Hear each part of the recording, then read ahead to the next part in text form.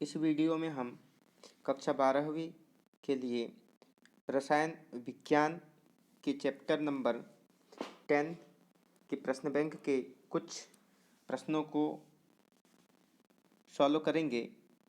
तो प्रारंभ करते हैं। बच्चों, ये सभी प्रश्न परीक्षा की दृष्टि से अत्यंत महत्वपूर्ण हैं, इसलिए आपको इसे अच्छे से याद कर लेना है। वार्षिक परीक्षा में ये प्रश्न आने की संभावना अधिक से अधिक है। जैसे कि बच्चों प्रश्न दिया गया है, प्रश्न क्रमांक 3, कारण दीजिए एल्किल हैलाइड में कार्बन एक्स का मतलब बच्चों हैलोजन, कार्बन हैलोजन के ध्रुवीय होने पर भी यह जल में अविलय होता है। बच्चों एल्किल हैलाइड का मतलब हो जाएगा कोई एल्किल समूह जिसे हम प्रतीक चिन्ह आर से प्रदर्शित करते हैं, आर, और हैलाइड का मतलब होता है बच्चों हैलोजन, और जिसको हम एक्स से रिप्रेजेंट करते हैं, दर्शाते हैं। एक्स का मतलब हो सकता है बच्चों हैलोजन समूह से क्लोरीन हो सकता है, या ब्रोमीन हो सकता है, या आयोडीन हो सकते हैं। तो बच्चों हमें यही बताना है कि जो आर एक्स एल्किल हैलाइड है यह जल मीन्स H2O वाटर में अल्प विलेय होता है। बच्चों प्रश्न बैंक में मिसप्रिंट है, थोड़ा अविलेय लिखा गया है, लेकिन यह अविलेय नहीं अल्प विलेय होता है। तो इसका उत्तर है बच्चों, इसका कारण क्या है? तो बच्चों याद रखना है आपको, एल्किल हैलाइड को पानी में घुलने के लिए एल्किल हैलाइड के अणुओं के बीच में, कहने का मतलब हुआ जो एल्किल हैलाइड के ही अणु होते हैं इनके अणुओं के बीच आकर्षण को दूर करने और पानी के अणुओं के बीच मतलब H2O का जो अणु होता है जिसे हम H सिंगल बॉन्ड OH के रूप में रिप्रेजेंट करेंगे, ये निगेटिव भाग होगा और ये पॉजिटिव। तो अणुओं के बीच हाइड्रोजन बॉन्ड को, बच्चों जल में हाइड्रोजन बॉन्ड पाया जाता है, सिंगल बॉन्ड ऑक्सीजन और हाइड्रोजन के बीच में। तो हाइड्रोजन बॉन्ड को तोड़ने के लिए ऊर्जा की आवश्यकता पड़ती है।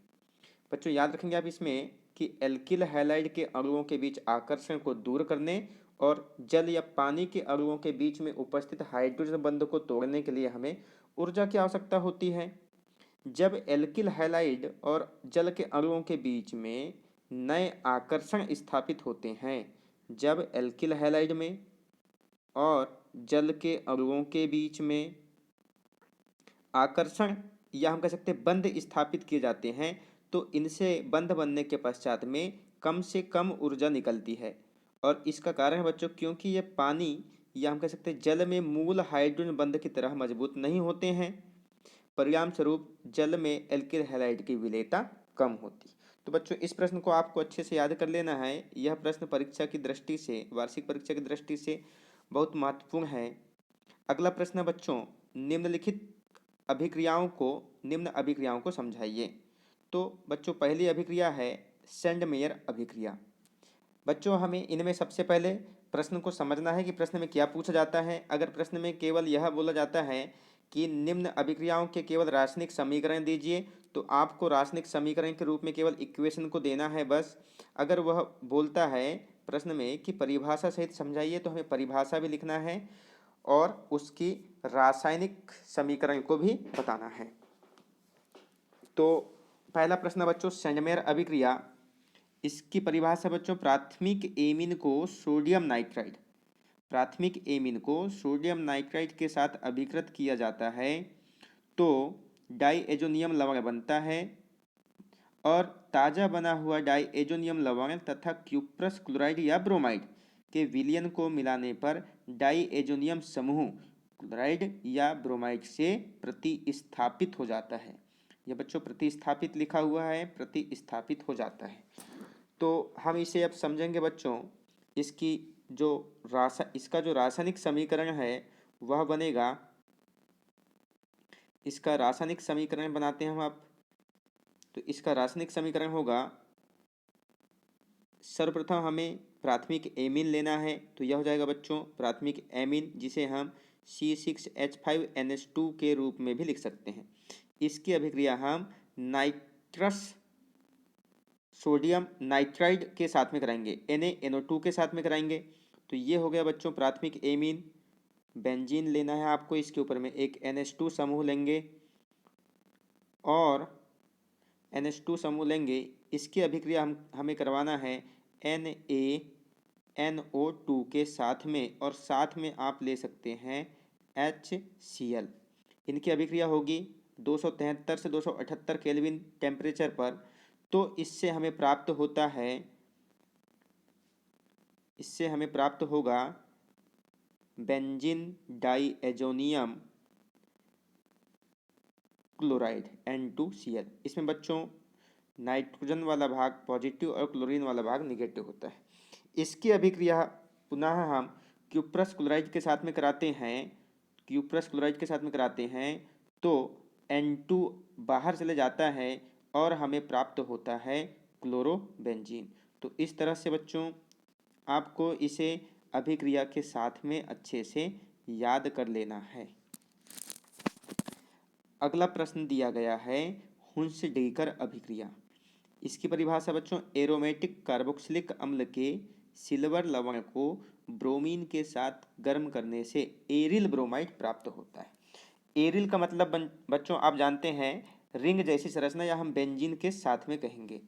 तो हम इसमें लेंगे सर्वप्रथम एरोमेटिक कार्बोक्सिलिक अम्ल के सिल्वर लवण के रूप में सिल्वर बेंजोएट को लेंगे।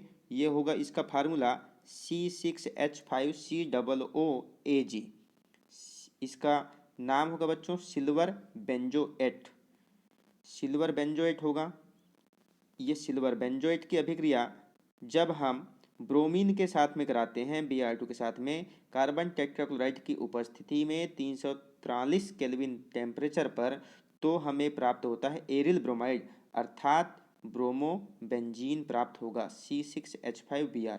और साथ ही साथ बच्चों इसमें कार्बन डाइऑक्साइड गैस निकल जाती है और AgBr बनता है, सिल्वर ब्रोमाइड AgBr। तो यहाँ से आप याद रख सकते हैं बच्चों, जो इसका फिनाइल भाग है बेंजीन का C6H5 बचेगा, यह एक ब्रोमाइड के साथ में ऐड होगा तो ब्रोमोबेंजीन बन जाएगा, और CO2 से कार्बन डाइऑक्साइड बन जाएगा, और एक सिल्वर एक ब्रोमाइड समूह के साथ में AgBr बना लेगा। तो इस तरह से बच्चों आपको इसे भी अच्छे से याद कर लेना है इक्वेशन के साथ में। अगला प्रश्न की देखते हैं वुर्त्ज फिटिंग अभिक्रिया। इसकी परिभाषा बच्चों, वुर्त्ज फिटिंग अभिक्रिया में एल्किल हैलाइड का मतलब होगा बच्चों RX। R मतलब एल्किल समूह, X मतलब हैलाइड समूह, और एरिल का मतलब बच्चों इसमें होगा बेंजीन के साथ में हैलाइड जुड़ा हुआ रहेगा का मिश्रण सोडियम के साथ में शुष्क ईथर की उपस्थिति में गर्म करने पर एल्किल एरिन प्राप्त होता है। तो हमें एक एल्किल समूह प्राप्त होगा बच्चों, और एरिन मतलब बेंजीन रिंग प्राप्त होगी, साथ में रहेंगे ये, तथा इसे वुर्त्ज फिटिंग अभिक्रिया कहते हैं। तो यहाँ दिया गया है क्लोरोबेंजीन